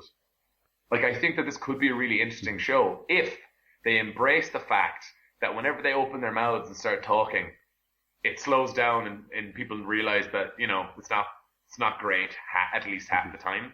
So I think just fucking throw animals at them all the time. Just fucking, the sharks are coming for you and you're in the water for some reason. You need to swim to the boat and do some science. You know what I mean? Like, fucking get that shit going. And then all the falcons show up and the falcons pick up the wolves and drop them in people's, like, sunroofs. You know what I mean? Basically, you want Sharknado, but with the animal kingdom. All animals. And I think that's they might do that. Do you think they might do that every week where they pick a different part of the world and they have got another, attack phenomenon? Based on the cast, they could only really do, and what I saw on IMDb, they could only really do that if they have roving reporter and scientist team up go to various different places like they did with the cats in this first episode. Because clearly, like, there are things like, okay, there's a bunch of cats just hanging out, like 100 or 200 cats, and there's a school about to open tomorrow. What do we do? Like, that's interesting, because I can only imagine, could we just spray water on them? Let's see what happens when we do that. Let's just see I'm dead. I'm dying. Like, I don't know. I am interested purely in the idea of it. I like the weird science idea of, what if all the animals tried to kill us? What will happen? It'd be interesting if that was here, if there is an episode here, You'd have badgers biting your ankles. And, They're vicious bastards. I know they are, yeah. Badgers can build, man. Yeah. Beavers and badgers working together, we're fucked. And the wombles coming out with hatchets and shit, so, thriller from you, Shaun? I don't know, because I'm going to give it a thriller because I'm going to watch one more episode. So, okay. I'm going to give it a thriller. I'm going to watch one more episode, and if it's anywhere near funny, and if they use Billy Burke a lot, probably going to watch it. Okay. Will you come back and let us know? Because I think we've 3 thrillers here. Am I right? You didn't even ask me. Yeah. I'm pretty sure it's thriller from you as well. What? Yeah. Only for the cats. This is the best fucking show I've seen this year. What the fuck is wrong with you people? It's about cats. I knew that. I fell down. Yeah. When I saw those cats all together. Oh my God, they're growing cats on trees. Planning. A cat tree. I was totally sold. I'm 100% bought into this show. I can't wait. If you could climb up into the tree with the cats, you would. Yes, I would be one with the cats. Hissing at all the humans. Just waiting for those little bastard 4-year-olds to show up in the morning.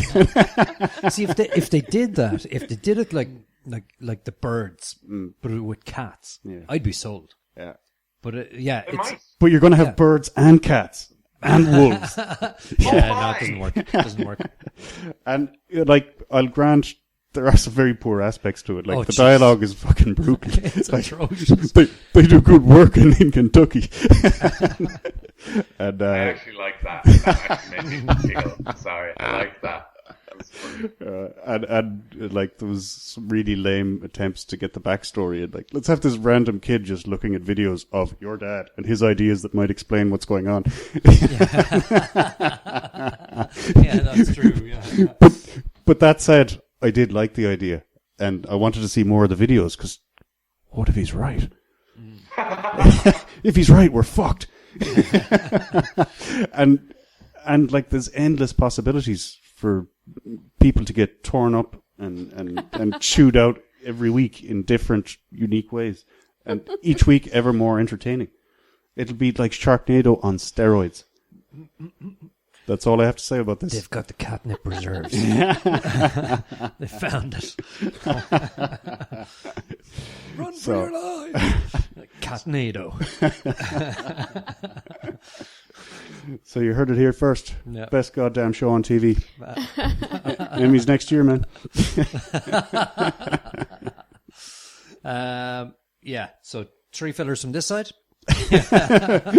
Fuck USA. Okay. All right, next up, we've got some previews and Comes You Bicycle near you.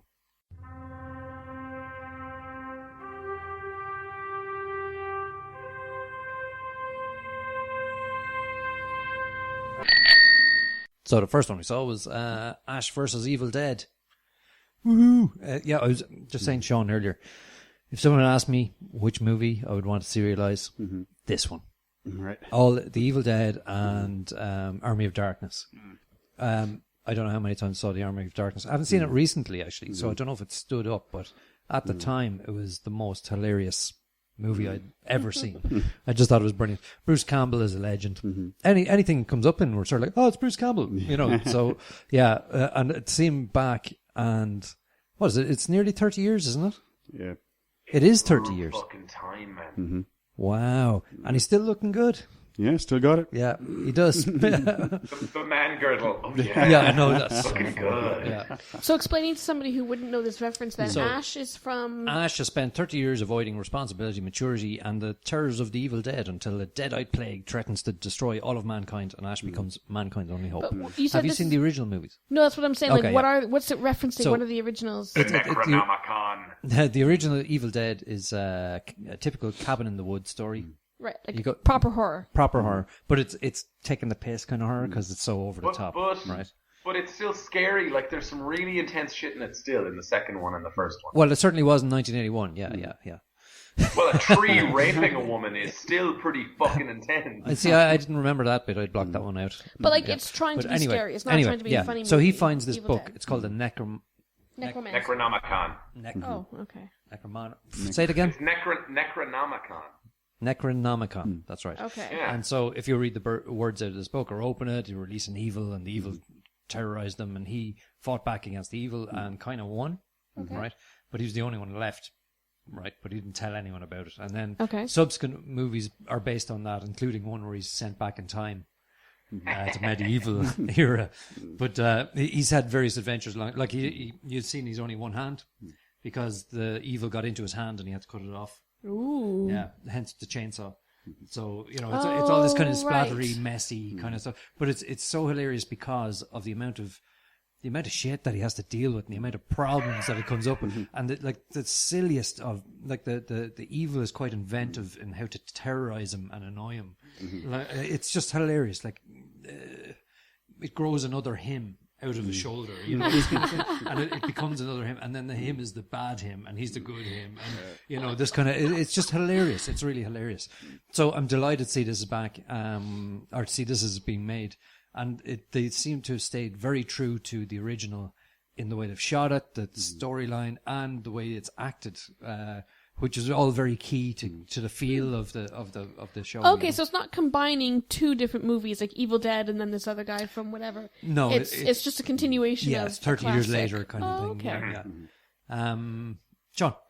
And it is from the original team, as in Sam Raimi and Ivan Raimi, Exactly. who directed and wrote the original, have done the successful Spider-Man trilogy since then, and it seems like they've also brought back their old friend from Xena Warrior Princess, Yeah, Lucy Lawless, who basically her character thinks that Ash is the reason that the Evil Dead even ever exist or are around or something like that. Yeah. So she's like, what the fuck are you doing, man? We're going to have tension and you're going to hit on me and I'm going to beat the shit out of you.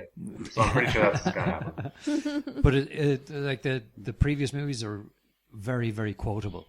Right. You know, he just had Yeah. some brilliant lines in it. They're just one-liners. It's full of one-liners. But I see that Mimi Rogers is in it as well. Yeah, she sounds like an old famous person. Oh, before your time. I bet she was in movies one time. Oh, yes, she certainly was. Yeah. Yeah, so this is out soon. Can't wait. It looks funny. Like, I don't Yeah. know the backstory to Did you any see of the this trailer? stuff. I watched the trailer. Yeah, yeah. It looks funny. Yeah. It Yeah. is. Yeah. I'm not going to watch I'm it. delighted. You're not going to watch it? No. You're kidding. I rewatched Army of Darkness not so long ago, and it was shit. Really? It didn't stand up at all. No, I don't believe it. The years have Still not good. been kind. It's still good. Don't believe a word of it. And the fact that they've stayed so true to it, I have no interest in much in this. Oh. Sorry to rain on your parade. This is your stuff, though. This totally. is your stuff where Yeah. they really torture like characters and those stupid. Like, did you like Drag Me to Hell? Did you ever see Drag Me to Hell? Never watched it. Shit. Okay. Fuck yeah. Basically, I think it's going to be an up-to-date gore, humor, and actual scary fucked up shit. I think that you're going to like it. And when we watch the pilot, you'll thank us. So let's Okay. just wait. We'll see. Oh, wait, this is going to be a TV show. Yeah. Oh, I thought this was a On Stars. movie. Yeah, yeah. Downstairs. Serialized is what Steve said at the start. Serialized. Yes, I heard him say serialized. I just didn't put it together, but thank you, Shaun. Sorry. Okay, so the next one, before fight breaks out, that we saw was Batman versus Superman, Dawn of Justice. So this is now next year. Yeah. Did we see this before? Well, we reviewed So the trailer. we saw all, a like, small yeah. teaser before. Ah, okay, true, yeah. So this looks like Batman / Iron Man. Bayern Man? Is he? Bayern Munich? Bayern Man versus Superman. Evil Superman. Yeah, evil Ash. Yeah, so, yeah. Are we excited? Oh, very excited. Oh, yeah. Yeah, Are you? this looks like it's going to be epic. Do you Really? think? Yeah, I love the whole bad Superman thing, and kind of morally questionable Batman go up against him. Yeah, I'm dying to see this. So in The Man of Steel, a big complaint about the way they portrayed Superman was he doesn't really save people all that much. He has a big fight at the end of The Man of Steel. Spoilers for anyone who hasn't seen it. It came out like 4 years ago. He has a big fight against Zod, who is equally powerful as him. And they wreck Metropolis. They fucking destroy an entire city filled with people because they fight each other. And then he kills Zod at the end. So it's like, Superman, are you a good guy? Because you just killed a lot of people. At least one of them was on purpose. So, I mean, we're afraid of you now a lot. So then they do this genius thing, because everyone was like, they're going to fuck it up again. They fucked up Superman. They're going to fuck up Batman. Ben Affleck, oh, Jesus, what's going to happen? But this trailer does an amazing job of going, it all makes sense. One of Bruce Wayne's buildings is shown to be one of the buildings that's destroyed. It collapses. Like it's a huge skyscraper with his name on it. And he runs towards it, but he's just a fucking guy. What is he going to do? Even if he's Batman, what are you going to do to stop a building falling full of people? Fucking nothing. Which is probably going to make you feel small, weak, and afraid, like you felt when your parents were murdered in front of you when you were a child and you couldn't do anything about it. So what are you going to do? You're going to try and find a way to kill the fucking alien. Which is awesome. And also Lex Luthor's there, and he's clearly wearing a wig, and it's creepy as fuck. It's really good. And they do like 2 or 3 shots of Wonder Woman that make her look not stupid, which is all I can ask for right now. Yeah, ditto. Oh, Gal Like Gadot. they- Sorry. Easy, Lost- Steve. lost- Easy, yeah, easy. sorry. They have her like in a dress at some charity event, and Bruce Wayne's there, and that's like, oh, okay, so she's got a normal like life here amongst like human people, and then they show her in action just for a sec, and it's like, cool, all right. I want to see that fight. I want to see that fight between Wonder Woman and Superman. That's cool shit. And then, it has a way better ending line, I think, than even the last trailer, which was like, "Do you bleed? You will." Yeah. It has the Red Capes are coming with Jesse Eisenberg, a really weird voice, like the Red Capes are coming, and he looks so pleased with himself, and you're like, "What the fuck, Lex Luthor? Go make Facebook." Yeah, the cast is pretty amazing. Michael Shannon, Holly Hunter, Jeremy Irons, brilliant. Jeffrey Dean Morgan, Jesse Eisenberg, Amy Adams, who else? Ben Affleck, of course, and Gal Gadot. And big news. There's going to be a solo Batman film written, directed, and starring Ben Affleck. Oh, joy! Interesting. He's got an Oscar for writing movies. Yeah. Chances are he's going to pull it off. Is this the first movie where Batman has headlights? I don't know what to tell you. I don't know how to respond. So move on. Smuggling something anyway. Smarties. I don't know. Yeah. So what do you think of this? That's perfect. Brilliant. Shaun is not looking forward to it that much. She's not that excited. Mike, potentially. It could be the best or the worst movie ever coming to TV. I'm not sure. Mm-hmm. I'm a bad judge of Mike's character. Yep. So which is it, Mike? I'm dying to see this. Oh, really? Oh, yeah. All right, okay. Yeah. Fair enough. What do you reckon? I'll see it because I like superhero films, but this isn't Marvel. I don't have a lot of... The way that they're setting it up, Shaun's done a great job of explaining, I think, the tension between these two characters. Yeah. I don't think that the trailer does as good a job as Shaun does. No. To me, it looks like it's two superheroes who are being pitted against each other. Yeah. But because of their folklore and everything we know about them, I'm just kind of left wondering why the fuck would these two superheroes ever fight each other? Except for the fact that, they make the mention in the trailer about it's a god versus a man. And then you're like, well, that's true because, like you were saying, Shaun, it's what's Batman compared to Superman when you look at their powers? Because Batman doesn't have any. He has money and dedication. So I kind of don't get the setup for their tension, but I do understand the whole idea of Metropolis kind of turning against Superman because this is some superhuman being who has the power to destroy them all, and no municipality or group of people would just kind of hand somebody their fate that way and say, well, we hope that you're benevolent, but you may not be, and there's not a goddamn thing we can do. I mean, I understand that fear of having this godlike creature that you're not sure that you trust yet, but between that tension between Metropolis and Superman and then the tension between Batman and Superman, I don't know that the trailer really sets it up all that well for me to be interested. But I'll go see it, and I'm hoping I'm not disappointed. Interesting that you say that, we're going to see one superhero versus another. Isn't that kind of the same in all superhero movies? Yeah, but I know. This time these are two classic protagonists. Yes. And also, in the downtime they have between movies, you'd think that Superman would help out and rebuild. Or you do something, I don't know. That kind of way. You think if you're gonna... is that how they rebuilt Metropolis after the last time they sort of had a bit of a tiff? Well, he's put on trial, it looks like, in the trailer. So we will be shown stuff immediately following, I think. Okay, cool. Well, he's also creating a lot of much-needed construction jobs, That's what I was going to say. Yeah. And population growth, dealing with that. Yeah. But like Batman, of the two of them, Batman is always the one that's shown as the moody guy who is, dark.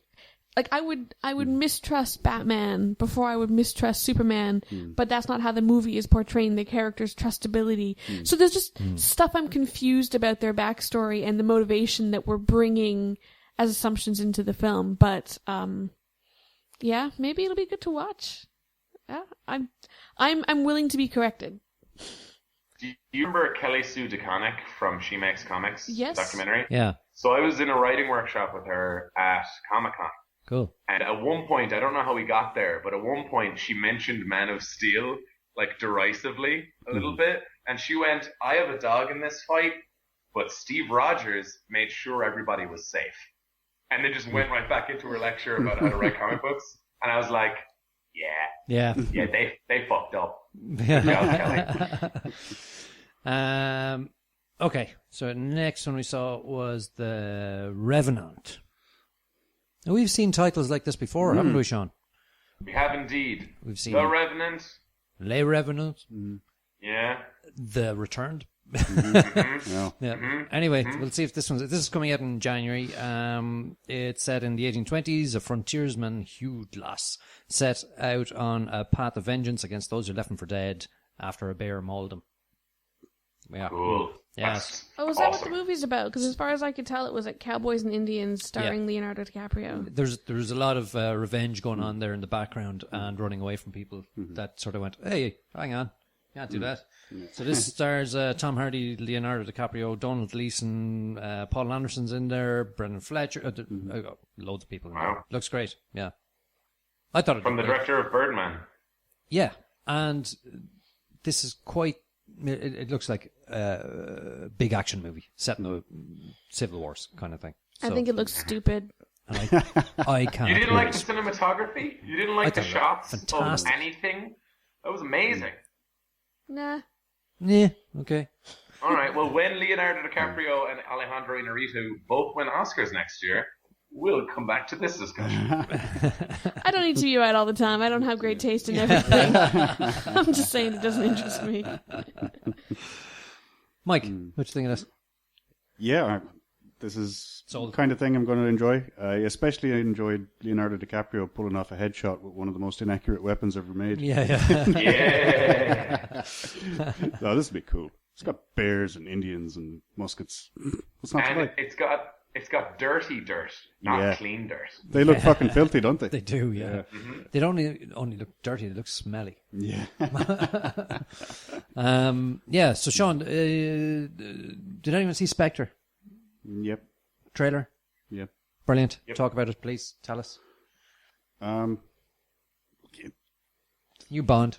What's he do? It's not much different to the Spectre that we looked at a few weeks ago, actually. Oh, we did? This one's out today. Oh, was the new Bond Yeah. trailer out? Yeah. Maybe I saw the wrong trailer. It looked Okay. exactly like the one I saw a few weeks ago. It was today's trailer was very much atmospheric, but Bond has a secret, we're told, and we don't know what it is, but it has something to do with a picture of what looks like him and his dad and another young boy whose face is obscured in the picture. Interesting. I wonder who that is. Could it be some Alec Trevelyan 006 type character? I would like that very much. Yes, please and thank you. But there's no hints to that. That's just what I would love. And it shows the organization Spectre, who's are very interestingly cloaked in shadow, like literally, but it's very beautiful. It shows them, it looks like they know him. Like he has a secret past even before MI6. So I don't know. I'm interested in it, and it has a quick flash or two of a Bond girl or whatever. It's like, it's cool looking, but they don't even give you any action yet. They're just like, oh yeah, there's shit going down. Are you interested? It's James Bond, so we know that you are. And it's Daniel Craig is back in this role again. Yeah. Is this his Yeah, last turn at James Bond? No definitive word on that yet, but it will be Sam Mendes' last film he directs. He's been directing them for a while, so it'll be the last Bond he directs for now. And he's back in an Aston Martin. Good to see that. Can't go wrong. Can't go wrong. Looking good. I've heard discussions on who would make a good next Bond, and my favorite nomination so far is Idris Elba. He's getting Yeah, a a bit lot of old. people like the idea of Idris Elba as being the next Bond. He's like he's getting a bit worn looking in the same way that Daniel Craig is starting to get worn looking, which is why they want to pass on. No, I think he'd do well. I think in 2-3 more years he's going to be too old to play the role. Were we talking about this a few weeks ago? It's been around for a long while. The rumors have been around for a while. There may even have been some Sony discussion leaked. I can't remember from the emails about the big hack from back then, but I know that he knows about it because he did a Twitter picture of his own face. He was pulling a funny face going, people think I'm handsome enough to be James Bond? I mean, I don't see it, but thanks. Who's your man that was in the game? Do you remember that guy? The young lad. Yeah. I can't think of his name. But Potential. And Yeah. the other one was the guy who's in Man from U.N.C.L.E. Have you seen that? Henry film? Cavill. Yeah. Yeah. Also, Damian Lewis. That's probably what you're thinking of. We mentioned Damian Lewis. Oh, right. Yeah. I can't see him in that. He's too... I associate him with American now. He's, Now you do, yeah. Homeland Marine. I'm kind of sold on Jude Law after watching Spy. Oh, that I was think he it. could That fucking was pull it. that It was off. Jude Law. It was Jude Law. That's who we were talking about. Yeah. No. He's very, very suave, and I think James Bond Too has now scrawny. he's gone away from, he's gone a bit darker, and he's gone away from being the Roger Moore character now. So maybe back in the Roger Moore era. Get Jude Law in the gym, put on 10, 15 pounds, it'll be fine. 25 pounds, maybe. Yeah, maybe. Yeah, drag him backwards through some barbed wire. Yeah. Maybe then. Yeah. Right, that's it for this week. So, give us a tweet at Is It a Bicycle? Some feedback would be good, and any tips or tricks. And check out some of the interviews from Comic-Con on our YouTube page or on our website, isitabicycle.com. Fantastic. So from Mike, Shaun, Shona, and Steve, stay classy. And I was actually in San Diego, so So there. the whole thing works. It comes full circle. That's what happens. Are you guys worried that people were jerking it while we were on Periscope? Oh my god, I hope not. Because people will jerk it to anything, like. That's true.